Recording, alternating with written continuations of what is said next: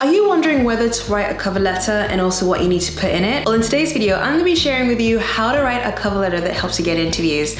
Watch this video to the end to learn the key things that you need to put in your CV to get job interviews. Hi, my name is Drew Randolph and welcome to my channel. On this channel, I share with women how they can get their dream job and create a career they love. If you want to watch videos like this, come and join us and subscribe. I post new videos every single week. In today's video, I'm going to talk about cover letters. I would say on a regular basis, I get questions by email from people asking me, do I need to write a cover letter? And if so, what do I put in it? Now, I do actually have a course called Get Your Dream Job Bootcamp, show you how to write a cover letter and how to write a standout CV that gets you multiple interviews fast.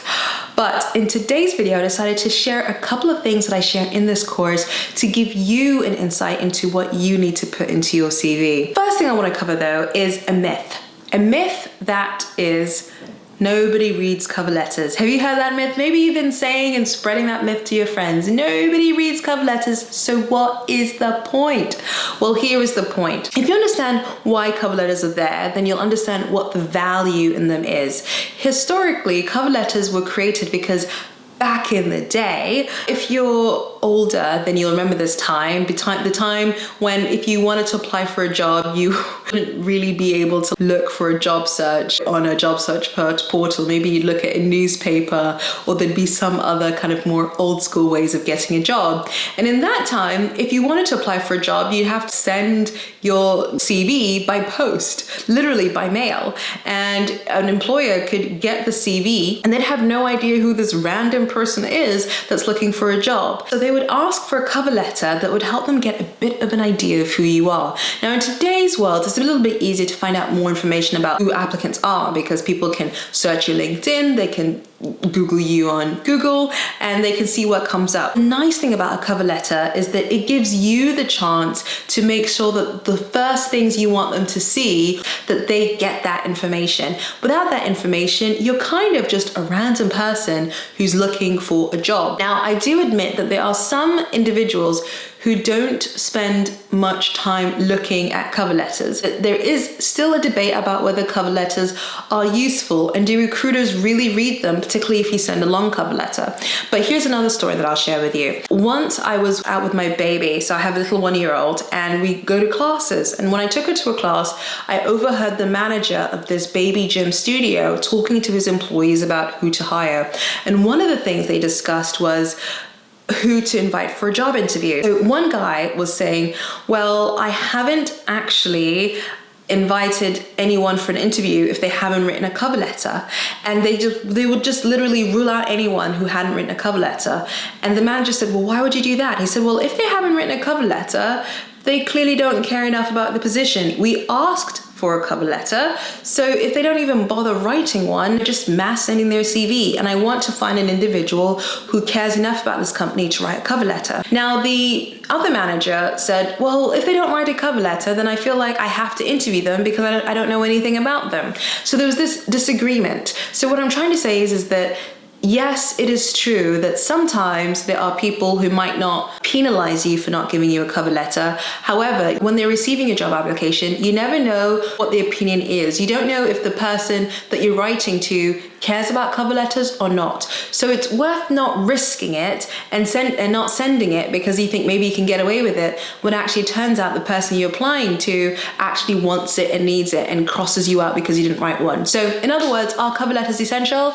Yes, they are. And in today's video, I'm going to share with you exactly what you need to put in them. The first thing that you need to do is you need to make sure that your cover letter sells you and inspires the person reading it to read your CV and to invite you for an interview. That's the only purpose. The purpose of a cover letter is not to educate them on everything about your life, about your life's purpose, blah, de, blah, de, blah. No, all that stuff is interesting and that will make for a very juicy interview. But in your cover letter, you just want them to be like, you know what, this person person seems interesting, let me phone them for an interview, because that's all you want, a job interview.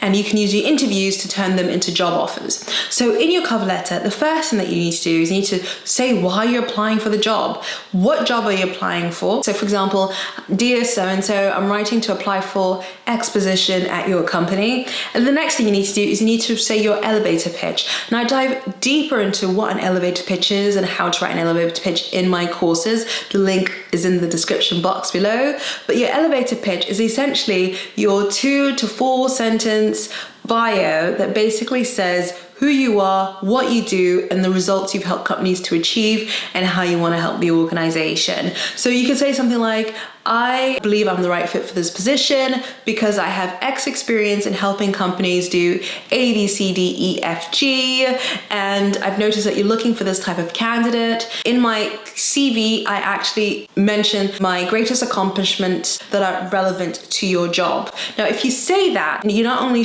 giving them a brief overview of who you are, but you're also talking about the impact you've made in organizations, and you also encourage them to check out your CV to see the results you've helped companies achieve. If you're going to mention your CV, the easiest way to do this is to make sure that your CV does actually have the accomplishments that you need. Now, I do have a separate video on how to write a standout CV, so to watch that video, click like on the description box above or below, or click on the link here. But I do talk about exactly what you need to put in your CV so that when you're actually referencing your CV, you actually have the information that you mentioned in your cover letter.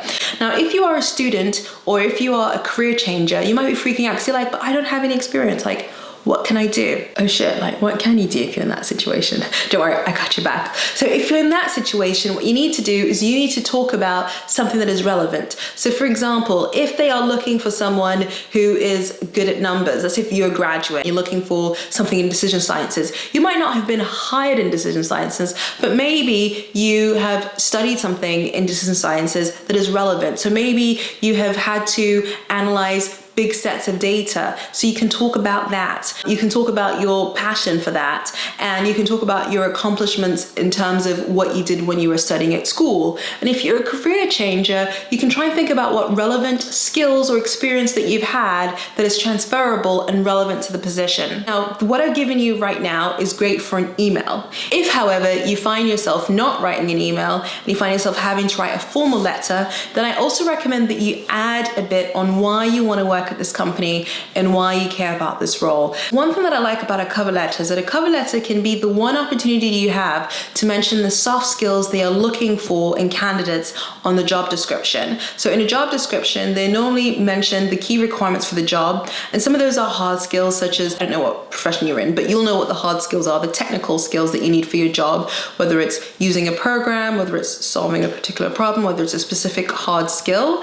And there are also things that they'll say that the soft skills that they want, like someone who's self-driven, someone who is a self-starter, someone who is something else. And you can actually use a tiny portion of your written cover letter that's in a letter format to actually mention those soft skills. If there's a nice little touch on why you care about this position or why you're passionate about your job, then that helps to give it a bit of spice. You really want your cover letter to be as short and as crisp as possible, because the shorter it is and the more concise it is, then the more likely it is that the recruiter will read it from start to finish. But you also don't want to make it so short that it doesn't really serve a purpose. So remember, the purpose of this is to be interesting enough for them to invite you in for an interview. So only put things that you think will be interesting related to why you want to work at this company and also why you like this job. And the last but not least is to have a call to action. So make it easy for the recruiter to get back to you by saying, I'd be really grateful for the opportunity to discuss this role with you, or any other role that you think I could be a great fit for. Please give me a call or email me on this number. I look forward to hearing from you. And then you sign with your name. And that's essentially how you write a cover letter. So if you want to start getting interviews, I totally recommend you check out my Get Your Dream Job Bootcamp to learn not only how to get job interviews, but also how to pass your interviews and negotiate a salary increase of up to 40%. To check them out, the link is in the description box below. I do have some free training that is also available in the link below, so definitely sign up for whatever you are ready to do next. Anyways, I'd love to know, how do you feel about writing cover letters? Leave a comment in the box below, and I shall see you again next week. All right, bye. Thank you so much for watching this video. If you like this video, hit the like button and subscribe to my channel for new videos, and click the bell button in order to get notified whenever I post new videos. There are so many more videos you can watch right now, so click on the video on the left or the right or the left or the right. I can't wait to see you next week.